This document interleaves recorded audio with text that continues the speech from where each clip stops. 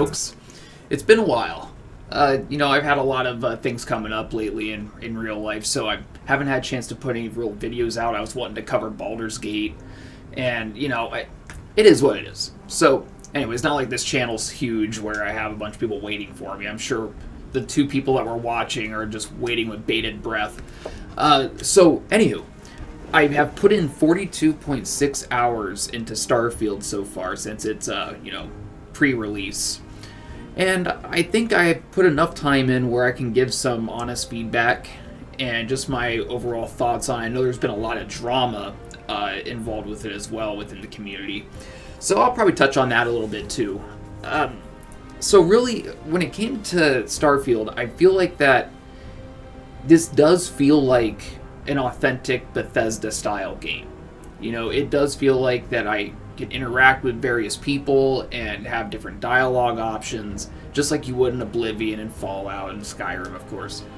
So, for that, I think that's fantastic. It's about time we got a brand new IP where we can do pretty much the same thing we would in those previous games, just on a larger scale. Now, the larger scale part. I'm pretty disappointed when it comes to how empty this vast galaxy feels. You go to there's over 1,000 locations or planets / moons that you can go visit, and they're just filled with nothing. You go down there, you find some points of interest, and it's pretty much just the same kind of thing. Like, hey, we have these pirates that are pestering us at our outpost here. Can you go deal with them? And you go deal with them, and then that's the end of that. Then you might find a cave. There's not much substance on these other planets. And honestly, if Bethesda were to, instead of giving us 1,000 planets to explore, I would have preferred it if they would have given us maybe 200 planets to explore, or even 100 planets to explore that were all the size of Skyrim. Or even 50 planets, I don't care. Just have life and events taking place on all these planets. Make all the planets that are available significant. Where you can spend hours, days on just one planet. Now, is that asking for too much? Maybe. I mean, if they could do procedure generation with all these different planets, but always have these massive cities there and outposts and you name it. Like in Skyrim, you would walk around, you'd find bandit camps. In here, you're just walking non-stop or jetpacking around, and you might find, like I said, a cave or some settler that really is insignificant. So yeah, I think as far as the open world part of it, on the main cities, the main planets, it's entertaining. Space combat is fun, takes a little bit getting used to, but I really, really don't care for just having planets for the sake of having planets. Even if they gave us 10 planets to explore, if they were all the size of Skyrim, it would be beautiful. It would be perfect. Just give us, the size of our solar system, but I get it. They're trying to be No Man's Sky without being No Man's Sky, and unfortunately, No Man's Sky beat them to the punch. When it comes to this, No Man's Sky just annihilates Bethesda when it comes to this space exploration. The beginning of the game, I have to say, was disappointing. At the very start, I was expecting, I don't know what I was expecting. I didn't care for it. It was just very, bland. Hey, let's go mineral or mine some stuff. Why am I in this mining colony? I guess that's where you have to come up with your backstory for yourself. Like in Skyrim and Oblivion, you're kind of put in as a prisoner at the beginning, and I think that's great. That's a great way to put it, because you're not employed at the prison. You were forced in that prison against your will, allegedly. And you, in your mind, can come up with, why was I in this prison? Did I do something here, or was I framed, or whatever? But when it comes to just being an employee at a mining facility, what if your character that you have in your mind is not a miner? What if they're like a scholar or a blue blood? you know, or is, you know, a product of incest, and you come from a royal family, because you can make your guy look all. So yeah, I think the start of the game was pretty boring. Then once it finally you get past a few quests, then the game starts opening up more, which is one of the pros to it is that the longer you play, the better the game seems to get. So you can go and explore. You know, spoilers, there's going to be probably some spoilers in here. Now, I will say I have not actually finished the main story yet, and I'm going to get to why, because, well, I'll just get to that. I've been doing side quests for the most part. So the very first thing I do in every Bethesda game is when I go into a capital city, I shoot the first person I see in the face, and I got arrested. So while I was incarcerated, you know, spoilers, I was offered to go undercover and try to take down this pirate syndicate called the Crimson Fleet. Now, in my head, I'm thinking, well, I better be able to join the Crimson Fleet and turn my back on the SysDef fools. So, yeah, that's what I did, and I had a blast doing it. There was one mission, I cannot remember the name of it, but you're in a ship that's about to detonate. Bethesda, that was bullshit, dude. That mission had so much smoke everywhere, and you're constantly just getting pelted left and right by things. You can't figure out where to go, and your oxygen level's dropping. It's like you're on a time restraint, and you can't see shit. I had to just get lucky and find my way through after about 6 attempts. So, that kind of stuff, Bethesda, I really hope that when I go a little bit further into this, there's not as much of that. But that was cheap. I just got to put it there. It was cheap. So yeah, I do feel like the game's getting better though, especially with building my own ships, and you know I've been taking time with taking the skills to increase my piloting, and so I can now. I'm at the point where I can fly Class B ships, which is just a dramatic improvement, and it's fun. It's really fun. I like going into space combat. It takes a little while to get used to. I really wish in game that the weapons, there was like a description when you're building your ship. Another thing that I wanted to mention too is in regards to the pirates.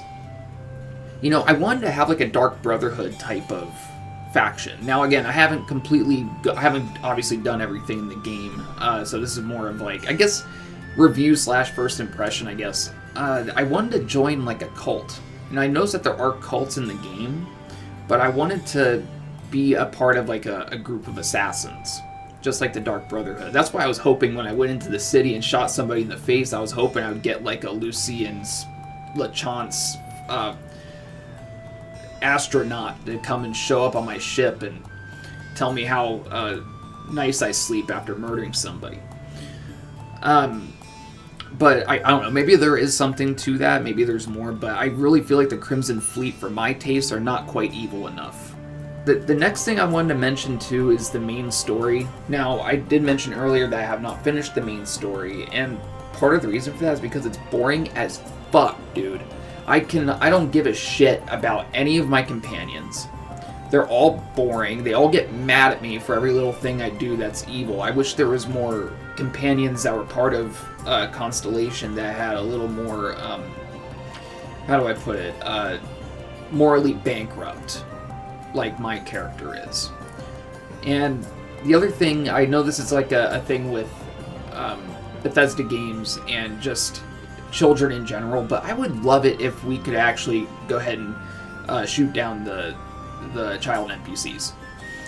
I don't see any reason why that is not allowed. I think you should be able to, especially after Sam Coe, spoiler alert, after he passed away, his kid's all yelling at me saying it's my fault. Well, I wouldn't have the option to say, well, I'm going to send you to him. You know, don't blame me for this, you little fucking bitch. So yeah, just done with it. You know, that way she can stop complaining. She'll be with her daddy after all. Is that too much? Is that too harsh? I don't know. I think that's justified, though. You know, you don't want the kid to grow up as an orphan. So random events. I really find them to be fun. However, they're not fun after the 4th time you've encountered them in your same playthrough. So, Grandma. I'm sure many people have ran into Grandma. The naive old lady that invites you onto her ship to eat some food. You know, at first I thought, okay, this is probably a trap. I'm going to go on there. I'm going to get jumped by a bunch of spacers or something. But she literally just gives you food and lets you leave. So after the first time I encountered her, obviously I destroyed her ship after I got on there, and then I left and then blew it away. And I'm thinking, okay, no more Grandma. Well, after several quests of just doing things, all of a sudden Grandma shows up again. Same routine. And so I just blew up the ship again. Once again, several quests later, I go to another planet. There's Grandma again. And I'm thinking, how many of these stupid, naive grandmas are there in this galaxy? I know there's probably a lot of dumb grandmas even on Earth right now. But, geez, and these idiots are all doing the same routine? So, yeah, these are getting repetitive, you know, especially if you've destroyed their ship. They should not be coming back. And also, on top of that, say if, like, I accepted Grandma's offer, took the food, got on my ship, took off. Maybe later on, if I encounter her again, she'd be like, oh, there you are. Hey, I just made another meal. Like, she recognizes that it's you. I think that would be better. Grandma's kind of the best option I have, right? Or best example I have of these random events just keep on repeating themselves. Another thing that I'm kind of neutral on is, now I'm going to be getting into some of the drama that's been going on lately. When it comes to romance options. Now, I don't consider myself woke in any way, shape, or form. I think the whole movement it's ruining everything. Being woke is not, I don't think that's anything to brag about. So, when it comes to the romance options, I don't mind that you can have same-sex relations in the game. I think that's totally fine because that is real life. That is the way it goes. So, you know, if you want to, as a male character, if you want to bang Sam and be the kid's second daddy, well, do it. You know, it's not my way, but, you know, at the same time, that's fine. And also, sometimes, you know, just for fun, you can just do that and see what happens. You know, I think that's great. And even in previous Bethesda titles, there's always been same-sex relationships. And, you know, it's just an option, and it doesn't make a big deal about it. So, in Starfield, I don't feel like they're driving any kind of wokeness down our throats at all. You know, they're not driving anything like this down our throats right now. Now, I'm sure there's going to be expansions. When it comes to the romance options, I don't have an issue with them whatsoever. Now, the pronoun thing at the beginning. So, heel versus babyface pointed out, or not pointed out, everyone sees it because you have no choice. When you go in, it asks you for your pronouns. And at first, I thought the SJWs would be mad because there was only the 3 options. You know, he, him, she, her, and they, them. You know, the plurals. I was expecting them to... I was surprised that the woke mob hasn't gone after Bethesda for saying, you know, there are like 7,000 genders. There's like as many genders as there are planets that you can visit. And oddly enough, all of those genders are just as empty as those planets are. So, however, with heel vs. Babyface, I've watched him for years, even back when he was a World of Warcraft guy. I understood his frustration. I do. Now, granted, when it comes to this isolated with pronouns in the game didn't necessarily piss me off or anything. It made me roll my eyes, you know. But the thing is, in the game, I don't think they refer to my pronouns ever. They just call my character by his name. I've seen both sides of the fence here where one side, the left, is saying, well, it's not like they even bring up the pronouns throughout the game, so what does it matter? I go, yes, I agree. But on the other side, why are they there if they don't matter anyways? Is this pandering? Yeah, it's pandering. For what reason? I don't know.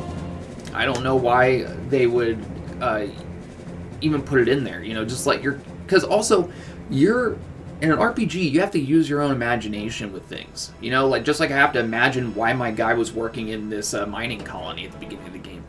if you're a transgender or whatever, just go in there and look the way you want to look and just be like, yep, that's me. And, you know, because it's not like anyone's going to call you they, them in the game, because generally they're using pronouns to reference you when you aren't present. So it doesn't even matter unless you're really concerned about what Sarah Morgan and co are saying about you behind your back. And but you're not going to hear it anyway, so it doesn't matter. So yes, I really do feel like the reason why Az got so pissed off is that we're seeing this kind of shit happen in all of our games. You know, with exception of a few, of course. All is probably an exaggeration. But every game seems to be injecting this kind of political message in everything. And that goes for movies, TV shows, you name it, books. Even books that, you know, I'm not going to get into that. This is a gaming channel. But I can definitely see why people are getting frustrated now. You know, this has been nearly 10 years of this, of them constantly just putting politics into the games. You know, I would be totally fine with the pronoun thing if they just made it an option. Do you want to select your pronoun or not? You know, that's fine, because I know it does mean a lot to a lot of people, and I'm not going to try to disparage them for that. Because, you know, I may not be woke, but I'm a human. I get it. You know, people want to be different, and they want to identify certain ways. It's just, it seems childish to me that, you know, it's like you really need to have this much attention that you're a unique sunflower or snowflake. I get it, though. I get it. Especially by today's standards. I know I'm kind of drifting a little bit away from gaming, but people are so depressed these days.